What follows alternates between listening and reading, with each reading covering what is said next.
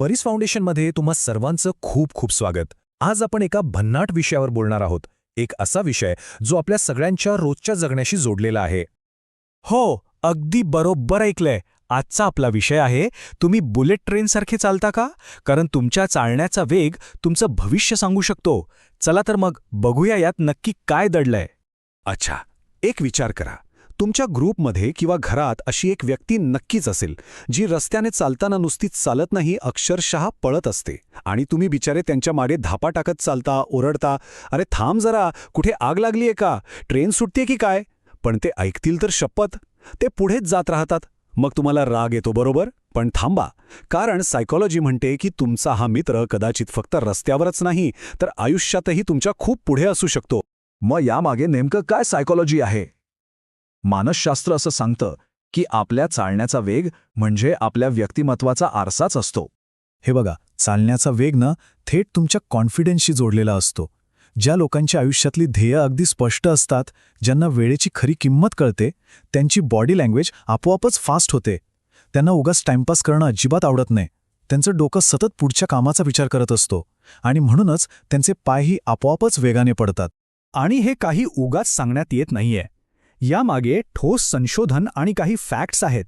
चला बघूया रिसर्च नक्की काय म्हणताय. सायकोलॉजीमध्ये एक खूप प्रसिद्ध स्टडी आहे, बिग 5 पर्सनॅलिटी ट्रेट स्टडी.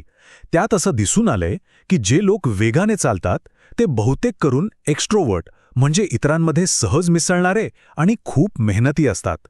आणि याच्या अगदी उलट जे लोक खूप हळू चालतात, खांदे पाडून चालतात, ते अनेकदा थोडेसे अंतर्मुखी किंवा चिंताग्रस्त असू शकतात.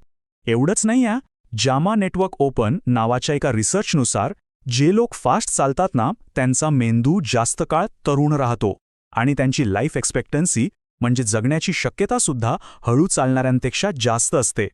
आता जरा आपल्याकडचं उदाहरण घेऊया. मुंबईच्या लोकल ट्रेनची गर्दी आठवा.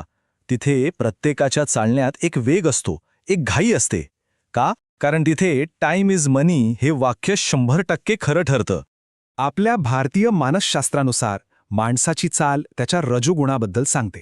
आता रजोगुण म्हणजे काय? तर ॲक्शन, पॅशन, ऊर्जा. जो माणूस वेगाने चालतो तो कर्मयोगी असतो, मॅन ऑफ ॲक्शन असतो. कधी पाहिले का एखाद्या मोठ्या यशस्वी बिझनेसमनला किंवा नेत्याला असा आरामात रमतगमत चालताना? नाही, त्यांची चाल नेहमीच तडफदार असते. बरं, मग या सगळ्या माहितीचा आपल्याला रोजच्या आयुष्यात काय फायदा? हे खूप इंटरेस्टिंग आहे. आपण आपल्या चालण्याचा वेग बदलून आपला मूड बदलू शकतो. यासाठी 2 सोप्या टिप्स आहेत. पहिली, मूड बूस्टर. समजा कधीतरी खूप सुस्ती आली आहे, मरगळल्यासारखं वाटतंय, तर काय करायचं? मुद्दाहून थोडं फास्ट चालायला सुरुवात करा. तुमच्या ब्रेनला लगेच सिग्नल मिळेल की ॲक्टिव्ह व्हायचंय आणि तुमची एनर्जी लेव्हल वाढेल. आणि दुसरी टीप आहे कॉन्फिडन्स वाढवण्यासाठी. एखाद्या महत्त्वाच्या इंटरव्ह्यूला किंवा मीटिंगला जाताना थोडं थाट आणि वेगाने चाला. याला पॉवर वॉक म्हणतात. यामुळे आतून एक जबरदस्त कॉन्फिडन्स येतो. पण थांबा जरा, याचा अर्थ असा नाही की सगळं काही वेगातच असायला हवं. हे बघा, सगळ्यात महत्त्वाचा मुद्दा काय आहे? तर सतत धावण्यापेक्षा कधीतरी थांबायलाही शिकलं पाहिजे. जे लोक नेहमीच वेगाने चालतात ते अनेकदा वर्तमानात जगायचंच विसरून जातात.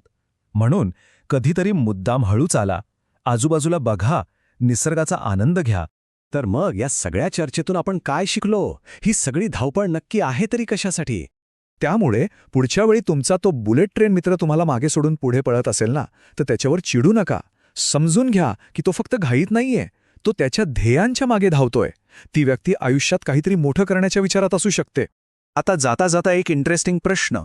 असं म्हणतात की खोटं बोलणारी माणसं नजरेला नजर देत नाहीत.